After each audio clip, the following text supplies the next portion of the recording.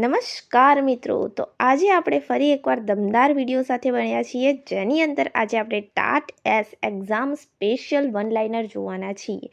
આજે આપણે વિજ્ઞાન અને ટેકનોલોજી ઉપર ફૂલ ફોકસ કર્યું છે અને બધા વન લાઇનર જે છે તમારા વિજ્ઞાન અને ટેકનોલોજીના બેઝ ઉપર જ હશે. ધોરણ 9 અને 10ની NCERT ઉપરથી જ આ વન લાઇનર છે. રિવિઝન પર્પઝથી આ સરસ મજાનો વિડીયો આપણે બનાવ્યો છે. તો આની પહેલાં એક નાનકડી એવી વાત કરી દઈએ કે તમારા માટે અમે પહેલાંથી જે છે 9 અને 10ના NCERT બેઝડ MCQઝના વિડીયો ટાટ એસ પરીક્ષા માટે તથા અન્ય વિડીયો ટાટ એસ પરીક્ષા માટે ઓલરેડી અપલોડ કરેલા છે, જેની પ્લેલિસ્ટની લિંક તમને નીચે ડિસ્ક્રિપ્શન બોક્સમાંથી મળી જશે. ઓકે, અને આની જે PDF છે એ તમને ડાયરેક્ટ આપણી ટેલિગ્રામ ચેનલ ઉપર મળી જશે. તો આવા સરસ કામ માટે આ વિડીયોને લાઇક કરવાનું તો બિલકુલ ના ભૂલતા. તો ચાલો ફટાફટથી જોઈએ આજનો આપણો પ્રશ્ન નંબર 1, જે છે કયા પ્રકારનો અરીસો હંમેશા આભાસી, ચત્તુ અને નાનું પ્રતિબિંબ આપે છે.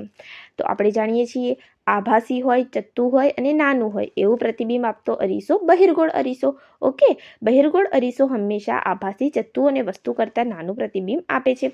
એટલે જે વાહનોની આપણી જે પાછળનું દ્રશ્ય જોવા માટેનો અરીસો છે વાહનોનો, એ શાનો બનેલો હોય છે? બહિર્ગોળ અરીસો હોય છે. ઓકે, બીજો પ્રશ્ન જોઈએ. અરીસાની સામે વસ્તુને ગમે ત્યાં રાખવા છતાં પ્રતિબિંબ જે છે હંમેશા ચત્તુ મળે તો તે કયો અરીસો હોઈ શકે? અહીં એવો અરીસો સમતલ અથવા બહિર્ગોળ હોઈ શકે. ઓકે, એ અરીસો કાં તો સમતલ હોય કાં તો બહિર્ગોળ હોય. જ્યારે પ્રતિબિંબ કેવું મળતું હોય? હંમેશા ચત્તુ મળતું હોય. ક્યારે? તો વસ્તુને તમે ગમે તે અંતરે રાખો ત્યારે. ઓકે, તો એ અરીસો સમતલ હોય અથવા તો બહિર્ગોળ હોય. ઓકે, ચાલો ત્રીજો પ્રશ્ન છે, અંતર્ગોળ અરીસા સામે વસ્તુને ક્યાં રાખવાથી તેનું વાસ્તવિક અને વસ્તુ જેટલા જ માપનું પ્રતિબિંબ મળે છે? ઓકે, તો અહીં આન્સર આવશે વસ્તુના વક્રતા કેન્દ્ર C પર રાખવું જોઈએ. ઓકે, તો જ્યારે તમે વસ્તુને વક્રતા કેન્દ્ર C પર રાખશો તો તમને તેનું પ્રતિબિંબ કેવું મળશે? તો વાસ્તવિક અને વસ્તુના માપ જેવડું જ મળશે. ઓકે, ચોથો પ્રશ્ન છે, વાહનોમાં પાછળનું દ્રશ્ય જોવા માટે રિયર વ્યૂ જે મિરર છે એ કયા અરીસાનો ઉપયોગ થાય છે? તો આપણે જાણ્યું કે બહિર્ગોળ અરીસાનો ઉપયોગ થાય છે. ઓકે, ડન, આટલું ક્લિયર છે. ચાલો હવે આગળ વધીએ. અહીં અંતર્ગોળ અરીસો જે છે એ કઈ જગ્યાએ તમે ઉપયોગમાં લઈ શકો? ઓકે, તો તમે લઈ શકો એને ટોર્ચ, સર્ચલાઇટમાં ઉપયોગમાં થાય છે. વાહનોની હેડલાઇટમાં સમાંતર કિરણપુંજ મેળવવા માટે ઉપયોગમાં થાય છે. દાઢી કરવાના અરીસામાં ચહેરાનું મોટું પ્રતિબિંબ જોવામાં ઉપયોગમાં થાય છે. દાંતના ડૉક્ટર દ્વારા દાંતનું મોટું પ્રતિબિંબ જોવા ઉપયોગમાં થાય છે. આ ખાસ યાદ રાખીશું. સૌરભઠ્ઠીમાં પણ એનો ઉપયોગ થાય છે. સૂર્યપ્રકાશને એકત્રિત કરવા માટે થાય છે. સૌરભઠ્ઠીમાં આપણે જોયું કે સૂર્યપ્રકાશને એકત્રિત કરવા માટે એનો ઉપયોગ થાય છે. અને બહિર્ગોળ અરીસો જે છે વાહનોના જે side glass, rear view mirror છે, એ મોટા સ્ટોર કે પાર્કિંગમાં સુરક્ષા માટે આપણે જોયા છે. આવા જે મોટા અરીસાઓ રાખેલા હોય છે બહિર્ગોળ અરીસા હોય છે. ઓકે, અને વાહનોના સાઇડ ગ્લાસમાં બહિર્ગોળ અરીસા ઉપયોગ થાય છે. તમારે જો વસ્તુને મોટી જોવી છે તો તમે બહિર્ગોળ અરીસાનો ઉપયોગ કરશો. જો મોટી એટલે કે મોટી વિસ્તરેલી જોવી છે તો તમે બહિર્ગોળ અરીસાનો ઉપયોગ કરશો. અને જ્યારે તમારે કોઈ વસ્તુનું મોટું પ્રતિબિંબ જોવું છે, સાઇઝમાં, આકારમાં મોટું, તો તમે અંતર્ગોળ અરીસાનો ઉપયોગ કરશો. બહિર્ગોળ અરીસામાં જે પ્રતિબિંબ છે નાનું દેખાય છે. ઓકે, ચાલો હવે આગળ જોઈએ આપણો પ્રશ્ન 5. અહીં છે કઈ ધાતુ ઓરડાના તાપમાને પ્રવાહી સ્વરૂપમાં હોય છે? આપણે જાણીએ છીએ મર્ક્યુરી પારો ઓરડાના તાપમાને પ્રવાહી સ્વરૂપમાં હોય છે. છઠ્ઠો પ્રશ્ન, કઈ અધાતુ વિદ્યુતની સુવાહક છે? અધાતુ એ પણ વિદ્યુતની સુવાહક, તો એ છે ગ્રેફાઇટ. ઓકે, કાર્બનનું એક અપરૂપ છે જે વિદ્યુતનું સુવાહક છે. 7મો છે, કઈ ધાતુઓને એટલી નરમ હોય છે, ધાતુ એટલી નરમ હોય છે કે તેને ચપ્પુ વડે પણ કાપી શકાય? તો સોડિયમ અને પોટેશિયમ જેવી જે ધાતુઓ હોય છે એને તમે ચપ્પા વડે પણ કાપી શકો છો. ઓકે, સોડિયમને આપણે શામાં સાચવીને રાખવી પડે છે? તો કેરોસીનમાં. ઓકે, ચાલો 8મો પ્રશ્ન છે, ધાતુઓની ટીપાઈને પાતળા તાર બનવાના ગુણધર્મને શું કહે છે? અહીં જવાબ આવશે તણાવપણું કહેવામાં આવે છે. જે ઓક્સાઇડ એસિડિક અને બેઝિક એમ બંને ગુણધર્મ ધરાવે તેને શું કહેવાય? તો જે એવું ઓક્સાઇડ હોય કે જે એસિડિક ગુણધર્મ પણ ધરાવે અને બેઝિક ગુણધર્મ પણ ધરાવે તો એને આપણે ઉભયગુણી કહીશું. ઓકે, ઉભયગુણી ઓક્સાઇડ છે એવું કહીશું. 10મું છે, કઈ ધાતુ સૌથી વધુ પ્રતિક્રિયાત્મક છે? તો પોટેશિયમ એ સૌથી વધુ પ્રતિક્રિયાત્મક છે. આપણી ક્રિયાત્મક શ્રેણીમાં આપણે જોયું હતું. હવે જોઈએ 11મો પ્રશ્ન. વનસ્પતિમાં ખોરાકનું વહન કરતી પેશીનું નામ શું છે? તો એ છે આપણી અન્નવાહક પેશી. અન્નવાહક પેશી જે છે એ વનસ્પતિમાં ખોરાકનું વહન કરે છે. આપણે જાણીએ છીએ કે અન્નવાહક પેશી એ દ્વિદિશામાં કાર્ય કરશે. ઓકે, જ્યારે જલવાહક છે એક જ દિશામાં કાર્ય કરશે. 12મો છે મનુષ્યમાં પાચન તંત્રના કયા અંગમાં ખોરાકનું સંપૂર્ણ પાચન થાય છે? તો નાના આંતરડામાં થાય છે. શ્વસન દરમિયાન ગ્લુકોઝના પાયરુવેટમાં વિખંડનની ક્રિયા ક્યાં થાય છે? તો એ કોષના કોષરસમાં થાય છે. કોષનું જે કોષરસ હોય છે, આ કોષ છે એનું જે કોષરસ હોય છે એની અંદર, જેને આપણે સાયટોપ્લાઝમ કહીએ છીએ, એની અંદર જે છે ગ્લુકોઝના પાયરુવેટમાં વિખંડનની પ્રક્રિયા થાય છે, જેને કયું ચક્ર કહેવાય છે? ગ્લાયકોલિસિસ કહેવાય છે. ઓકે, ઇનડાયરેક્ટલી તમને પૂછ્યું છે કે ગ્લાયકોલિસિસ ક્યાં થાય છે? તો ક્યાં થાય છે? કોષના કોષરસમાં. 14મો પ્રશ્ન છે રુધિરમાંથી નાઇટ્રોજન યુક્ત ઉત્સર્ગ દ્રવ્યોને અલગ કરવાનું કાર્ય કયું અંગ કરે છે? તો આ કાર્ય થાય છે મૂત્રપિંડ દ્વારા, કિડની દ્વારા. 15મો પ્રશ્ન છે વનસ્પતિમાં પર્ણરંધ્રો ખુલવાની અને બંધ થવાની ક્રિયાનું નિયંત્રણ કોણ કરે છે? તો રક્ષક કોષો, ગાર્ડ સેલ. અહીં તમને દોરીને બતાવેલા છે ગાર્ડ સેલ, રક્ષક કોષો કરે છે. પર્ણરંધ્રો જે ખુલવાનું અને બંધ થવાનું કાર્ય છે એ રક્ષક કોષો કરે છે. તો પર્ણરંધ્રો શું કરે છે વનસ્પતિમાં? તો વાયુઓની આપ-લે કરે છે. ઓકે, પછીનો પ્રશ્ન જોઈએ. મનુષ્યના શરીરમાં કયો અંતઃસ્ત્રાવ શર્કરા શુગર જે છે એના સ્તરને નિયંત્રણ કરે છે? આપણે જાણીએ છીએ ઇન્સ્યુલિન. વનસ્પતિમાં વૃદ્ધિને અવરોધતા અંતઃસ્ત્રાવનું નામ શું છે? તો એબ્સિસિક એસિડ, જે વૃદ્ધિને અવરોધે છે, ABA, એબ્સિસિક એસિડ. ખાસ યાદ રાખીશું. 18મો પ્રશ્ન મગજનો કયો ભાગ શરીરનું સંતુલન જાળવવા માટે જવાબદાર છે? આપણું મગજ છે, અને અહીંયા અનુમસ્તિષ્ક જે હોય છે એ ભાગ જે છે આપણા મગજનો ભાગ છે એ શરીરનું સંતુલન જાળવવા માટે જવાબદાર છે, અનુમસ્તિષ્ક. 19મો પ્રશ્ન બે ચેતાકોષોની વચ્ચે આવેલી ખાલી અવકાશને શું કહે છે? જે ખાલી જગ્યા છે એને શું કહેવાય? ચેતોપાગમ કહેવાય. ઓકે, ચેતોપાગમ કહેવાય છે. 20મો છે શરીરમાં લડો અથવા ભાગોની સ્થિતિ માટે કયો અંતઃસ્ત્રાવ જવાબદાર છે? તો એ છે એડ્રીનાલિન. ઓકે, લડો અથવા ભાગોની જે પરિસ્થિતિ છે એના માટે એડ્રીનાલિન અંતઃસ્ત્રાવ જવાબદાર છે. જે એડ્રીનાલિન જે ગ્રંથિ છે એના દ્વારા સ્ત્રાવિત કરવામાં આવે છે, અને જે પિટ્યુટરી ગ્લેન્ડ છે જેને આપણે સર્વોપરી ગ્રંથિ કહીએ છીએ એના દ્વારા જ્યારે આદેશ મળે ત્યારે આ અંતઃસ્ત્રાવ સ્ત્રાવિત થાય છે. Okay, done. ચાલો, 21મો પ્રશ્ન આનુવંશિકતાના અભ્યાસ માટે મેન્ડલે કયા છોડ ઉપર પ્રયોગ કર્યો હતો? તો એ હતું વટાણા. ઓકે, લક્ષણોનું પેઢી દર પેઢી વહન કરતા ઘટકને શું કહેવામાં આવે છે? જનીન. જે DNA હોય છે એ જનીન. ઓકે, જનીન એટલે DNAનો એક નાનકડો એવો ભાગ આપણે કહી શકીએ, ક્રોમોઝોમનો નાનકડો ભાગ. ઓકે, ક્રોમોઝોમ આ છે અને આ છે DNA. 23મો પ્રશ્ન મનુષ્યમાં લિંગ નિશ્ચયન માટે કયો કોષ જવાબદાર હોય છે? તો છે શુક્રકોષ. ઓકે, શુક્રકોષ જ આખરે નક્કી કરે છે કે બાબો આવશે કે બેબી. ઓકે, આપણે જાણીએ છીએ કે એમાં X અને Y બે રંગસૂત્ર હોય છે. જો XX મિલન થાય તો બેબી આવે અને XY થાય તો બાબો આવે. 24મો પ્રશ્ન છે મનુષ્યના દૈહિક કોષોમાં રંગસૂત્રોની કેટલી જોડ હોય છે? તો 23 જોડ હોય છે. એમાંથી જે છેલ્લી જોડ હોય છે કેવી હોય છે? લૈંગિક હોય છે. ઓકે, અને બીજી બધી જે છે એ દૈહિક રંગસૂત્રોની જોડ હોય છે. 25મો પ્રશ્ન છે પુરુષમાં કયા લિંગી રંગસૂત્ર જોવા મળે છે? તો XY. આગળ જોયું એમ. ચાલો આગળ વધીએ. પ્રતિબિંબના પ્રકાર જોઈએ, ક્વિક રિવિઝન કરીએ. અરીસાનો પ્રકાર છે અંતર્ગોળ અરીસો, બહિર્ગોળ અરીસો. આગળ આપણે જોયું એમ. તો વસ્તુના અંતર મુજબ વાસ્તવિક, ઉલટું અથવા આભાસી ચત્તું મોટું પ્રતિબિંબ કોણ આપે છે? તો અંતર્ગોળ અરીસો આપે છે. અને બહિર્ગોળ અરીસો કેવું આવશે? હંમેશા એનું પ્રતિબિંબ કેવું હશે? આભાસી હશે. ઓકે, અંતર્ગોળમાં શું જોયું આપણે? વાસ્તવિક હશે અને ઉલટું હશે. જ્યારે બહિર્ગોળમાં હંમેશા આભાસી હશે, ચત્તું હશે અને વસ્તુ કરતાં નાનું હશે. ઓકે, અંતર્ગોળમાં વસ્તુ કરતાં મોટું હશે. ડન. ચાલો આગળ વધીએ. વિદ્યુત પ્રવાહ માપવા માટે કયા સાધનનો ઉપયોગ થાય છે? તો એમીટર નામનું સાધન આવે છે જેનો ઉપયોગ આપણે વિદ્યુત પ્રવાહ માપવા માટે કરીએ છીએ. અવરોધનો SI એકમ કયો છે? તો ઓહમ છે. ઓકે, આ એની સંજ્ઞા છે ઓહમ. વિદ્યુત સ્થિતિમાનનો તફાવત જાળવી રાખવા માટે કયા ઉપકરણનો ઉપયોગ થાય છે? તો બેટરી કોષ. ઓકે, બેટરી એટલે કે કોષનો ઉપકરણનો ઉપયોગ થાય છે, તો બેટરી કોષનો ઉપયોગ થાય છે. બલ્બના ફિલામેન્ટ બનાવવા માટે કઈ ધાતુનો ઉપયોગ થાય છે? તો ટંગસ્ટન કરીને ધાતુ આવે છે, અહીંયા હોય છે, એના ફિલામેન્ટ બનાવવા માટે એનો ઉપયોગ થાય છે. 30મો પ્રશ્ન છે ઘરેલું જે વિદ્યુત જોડાણ છે એમાં કયા પ્રકારનું જોડાણ શ્રેષ્ઠ માનવામાં આવે છે? તો સમાંતર જોડાણ જે છે એને શ્રેષ્ઠ માનવામાં આવે છે, સમાંતર જોડાણને. 31મો પ્રશ્ન છે ગજ્યા ચુંબકની અંદર ચુંબકીય ક્ષેત્ર રેખાઓની દિશા કઈ હોય છે? તો આ રહી એની દિશાઓ અહીં દોરેલી છે. તો દક્ષિણથી કઈ બાજુ હશે? S થી N તરફ. ઓકે, દક્ષિણથી ઉત્તર તરફ, S to N. રાઈટ, ચુંબકીય ક્ષેત્રની દિશા S થી N તરફ હશે. ઓકે, ચાલો. હેનરી ઓર્સ્ટેડ કયા સાધનની મદદથી ચુંબકીય ક્ષેત્રની હાજરી નોંધી હતી? તો હોકાયંત્રની મદદથી નોંધી હતી. ગૂંચળામાં ઉત્પન્ન થતા પ્રેરિત વિદ્યુત પ્રવાહની દિશા જાણવા માટે કયો નિયમ વપરાય છે? તો ફ્લેમિંગનો જમણા હાથનો નિયમ વપરાય છે. ઘરેલું પરિપથમાં અર્થિંગ વાયરનો રંગ સામાન્ય રીતે કેવો હોય છે? તો લીલો હોય છે. અને 35મો પ્રશ્ન છે, વિદ્યુત પરિપથમાં શોર્ટ સર્કિટ વખતે પ્રવાહનું મૂલ્ય કેવું થઈ જાય છે? તો ખૂબ જ વધી જાય છે, રાઈટ? એટલા માટે જ શોર્ટ સર્કિટ થાય છે.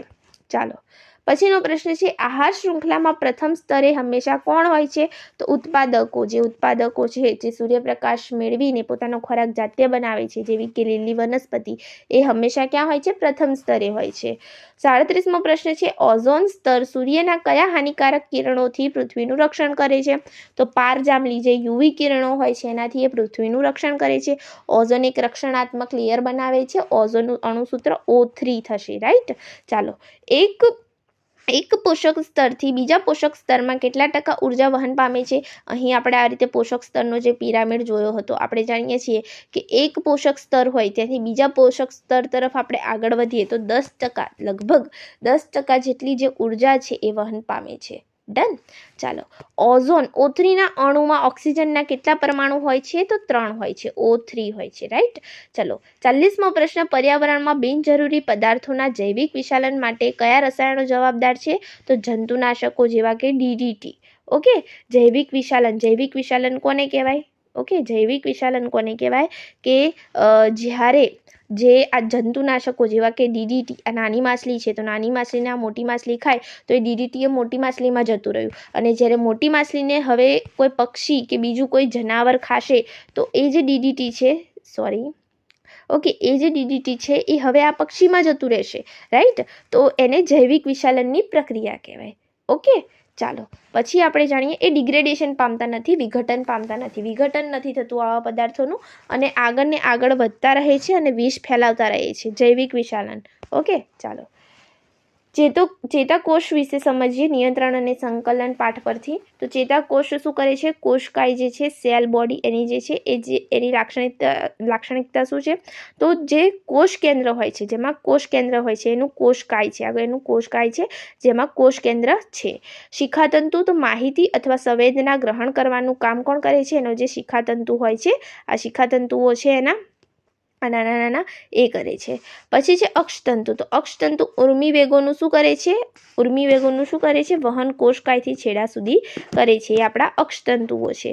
ઓકે, એ આપણા અક્ષતંતુઓ છે. અને ચેતોપાગમ શું કાર્ય કરે છે? ચેતોપાગમ એ શું કરે છે? ક્રિયા અને જે અવકાશ છે, જે બે ચેતાકોષો વચ્ચેનો ખાલી અવકાશ છે એને ચેતોપાગમ કહેવાય છે. ઓકે, અહીંયા તમને નીચે બતાવ્યો છે ને, આગળ પણ આપણે જોયું કે ચેતોપાગમ અવકાશ હોય છે જે માહિતી રાસાયણિક સંકેત દ્વારા પ્રસાર થાય છે. અહીંયા આ પ્રકારનો કંઈક રાસાયણિક સંકેત હોય છે, એના દ્વારા જે તે માહિતી હોય છે એ પસાર થાય છે. ઓકે, તો કોષકાય, તો જેમાં કોષ કેન્દ્ર હોય છે. શિખાતંતુ માહિતી અથવા સંવેદનાને ગ્રહણ કરવાનું કામ કરે છે, શિખાતંતુ. અને જે ઉર્મિવેગોનું વહન છે કોષકાયથી છેડા સુધી અક્ષતંતુ કરે છે. અને ચેતોપાગમ એટલે ચેતાકોષો વચ્ચેનું ખાલી અવકાશ છે જેની અંદર રાસાયણિક સંકેત દ્વારા માહિતી પસાર થાય છે. પછીનો પ્રશ્ન છે, એકમ સમયમાં પદાર્થે કાપેલા અંતરને શું કહેવામાં આવે છે? તો ઝડપ કહેવામાં આવે છે. એકમ સમયમાં કોઈ પદાર્થે કાપેલું જે તે અંતર છે એને આપણે ઝડપ કહીશું. વેગમાં થતા ફેરફારના સમયદળને શું કહે છે? તો પ્રવેગ કહે છે. વેગમાં કોઈ ફેરફાર થતો હોય તો એને કહેવાય પ્રવેગ. ઓકે, ફેરફારના સમયદળને પ્રવેગ કહેવાય. અંતર સમયના આલેખનો ઢાળ શું દર્શાવે છે? તો ઝડપ દર્શાવે છે. અંતર સમયનો આલેખ હોય એનો ઢાળ ઝડપ દર્શાવે છે. પ્રવેગનો એસઆઈ એકમ શું છે? તો m/s² છે. ઓકે, જો પદાર્થ નિયમિત વર્તુળમય ગતિ કરતો હોય તો તેની કઈ રાશિ સતત બદલાય છે? તો એની દિશા સતત બદલાય છે. નિયમિત વર્તુળમય ગતિ કરતો હોય તો એની દિશા સતત બદલાય છે. 46મો પ્રશ્ન છે, પદાર્થના પોતાના ગતિની અવસ્થામાં થતા ફેરફારના વિરોધ, તો એને કહેવાય જડત્વ. ઓકે, વિરોધને શું કહેવાય છે? તો જડત્વ. પદાર્થના પોતાના ગતિની અવસ્થામાં થતા ફેરફારના વિરોધને જડત્વ કહેવાય છે. બળનો એસઆઈ એકમ કયો છે? તો ન્યૂટન છે. પદાર્થ દળ અને વેગના ગુણાકારને શું કહેવામાં આવે છે? તો દળ અને વેગના ગુણાકારને આપણે કહીશું વેગમાન. ઓકે, દળ અને વેગના ગુણાકારને વેગમાન કહેવાય છે. ગતિનો કયો નિયમ બળનું મૂલ્ય માપ આપે છે? તો બીજો નિયમ, F = ma. ઓકે, 50મો છે રોકેટ કયા સિદ્ધાંત પર કાર્ય કરે છે? તો વેગમાન સંરક્ષણના સિદ્ધાંત પર રોકેટ કાર્ય કરે છે. પછીનો પ્રશ્ન જોઈએ. પૃથ્વીના ગુરુત્વાકર્ષણ બળને કારણે ઉદ્ભવતા પ્રવેગ જીનું સરેરાશ મૂલ્ય કેટલું છે? તો એનું સરેરાશ મૂલ્ય 9.8 મીટર પ્રતિ સેકન્ડ સ્ક્વેર છે. ડન. 52મો પ્રશ્ન છે ચંદ્ર પર પદાર્થનું વજન પૃથ્વી પરના વજન કરતાં કેટલામાં ભાગનું હોય છે? તો 6થા ભાગનું, 1/6 ભાગનું. જ્યારે તમને કંઈ એવો પ્રશ્ન પૂછે કે આ વસ્તુનું જે તે વજન છે પૃથ્વી પર આટલું છે તો ચંદ્ર પર કેટલું હશે? તો તમારે એના ભાગ્યા 6 કરી દેવાના. ઓકે. કોઈ વસ્તુનું વજન 36 હોય પૃથ્વી ઉપર તો એનું વજન ચંદ્ર પર કેટલું થશે? કો 36 કેટલું થાય? 6 થાય. ઓકે. એના ભાગ્યા 6 કરી દેવાના. ચાલો. 53 પદાર્થમાં રહેલા દ્રવ્યના જથ્થાને શું કહેવામાં આવે છે? તો દળ કહે છે. પદાર્થમાં જે કાંઈ પણ દ્રવ્યનો જથ્થો રહેલો છે એને આપણે દળ કહીએ છીએ, એમ વડે દર્શાવીએ છીએ. એકમ ક્ષેત્રફળ દીઠ લંબ રૂપે લાગતા બળને શું કહેવાય? તો દબાણ કહેવાય. રાઈટ. એકમ ક્ષેત્રફળ દીઠ જે લંબ રૂપે રાખતું બળ હોય એને દબાણ કહેવાય. પ્રવાહીમાં ડૂબેલા પદાર્થ પર ઉપરની તરફ લાગતા બળને શું કહેવાય? તો એને ઉત્પ્લાવક બળ કહેવાય. ઓકે. પ્રવાહીમાં ડૂબેલા પદાર્થ પર જે ઉપરની તરફ બળ લાગે એને ઉત્પ્લાવક બળ કહેવાય. પછીનો પ્રશ્ન જોઈએ. કોષીય અંગિકાઓ વિશે માહિતી આપી છે, ફટાફટથી સમજીએ. ઓકે. કર્ણપ સૂત્ર તો શું છે? શક્તિઘર, પાવર હાઉસ, એટીપી એડેનોસાઇન ટ્રાઇફોસ્ફેટ એનું આખું નામ છે. એ સ્વરૂપે ઉર્જા મુક્ત કરે છે. આથી તેને શું કહેવાય? કોષનું શક્તિઘર, પાવર હાઉસ કહેવાય. રિબોઝોમ છે પ્રોટીનનું સંશ્લેષણ કરે છે. રાઈટ. પ્રોટીનની ફેક્ટરી પણ કહેવાય એને. રિબોઝોમ પ્રોટીનનું સંશ્લેષણ કરે, પ્રોટીન બનાવે. ઓકે. રિબોઝોમ્સ. લાઇસોઝોમ શું છે? કોષની આત્મઘાતી કોથળી કહેવાય. Suicidal bag. Okay. Suicidal bags પણ કહેવામાં આવે છે. આત્મઘાતી કોથળી. પરીક્ષામાં ખાસ એકાદો પ્રશ્ન આવો નજરે પડશે. ઓકે. તો આત્મઘાતી કોથળી કહેવાય, સુસાઇડલ બેગ કહેવાય. જ્યારે કોષ ઇજાગ્રસ્ત થાય ત્યારે તે ફાટે છે અને પોતાના જ કોષનું પાચન કરી નાખે છે, પોતે મરી જાય છે, એટલે આત્મઘાતી કોથળી. રંજક કણો છે માત્ર વનસ્પતિ જે કોષ છે એમાં જ જોવા મળે છે. હરિતકણ પ્રકાશ સંશ્લેષણ માટે જવાબદાર છે. ઓકે. હરિતકણ જે છે પ્રકાશ સંશ્લેષણ માટે અહીં જવાબદાર છે. હવે આપણે જોઈ લઈએ આપણા જે વન લાઇનર પ્રશ્નો છે આજના, એનો છેલ્લો સેટ. ઓકે. 56મો પ્રશ્ન છે પદાર્થ પર લાગતા બળ અને સ્થાનાંતરના ગુણાકારને શું કહે છે? તો કાર્ય કહે છે. W=F × S. બળ અને સ્થાનાંતરના ગુણાકારને શું કહે છે? કાર્ય કહે છે.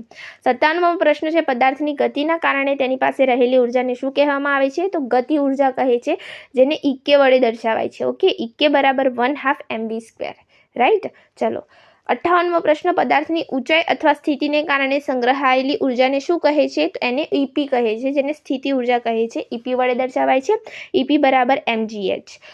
59 કાર્ય કરવાનો સમય દર એટલે શું? તો પાવર, જેને પી વડે દર્શાવાય છે. P = W/T.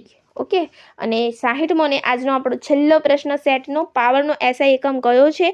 તો વોટ છે, આપણે જાણીએ જ છીએ. તો અહીં આપણો આ સરસ મજાનો વિડીયો જે છે પૂર્ણ થાય છે. આશા રાખું છું કે તમને આજનો આ વિડીયો હેલ્પફુલ થઈ રહેશે. તો આવા જ નવા વિડીયો જોવા માટે અમારી ચેનલને સબસ્ક્રાઇબ જરૂરથી કરો. પીડીએફની લિંક ડાયરેક્ટ અમારી ટેલિગ્રામ ચેનલ ઉપર તમને મળી જશે. આ પીડીએફ તો એની લિંક તમને નીચે ડિસ્ક્રિપ્શન બોક્સમાં મળી જશે. Okay friends. તો તમારા જેવા બીજા એસ્પિરન્ટ્સ સાથે આ વિડીયોને જરૂરથી શેર કરજો. Thank you friends. Keep watching, keep learning.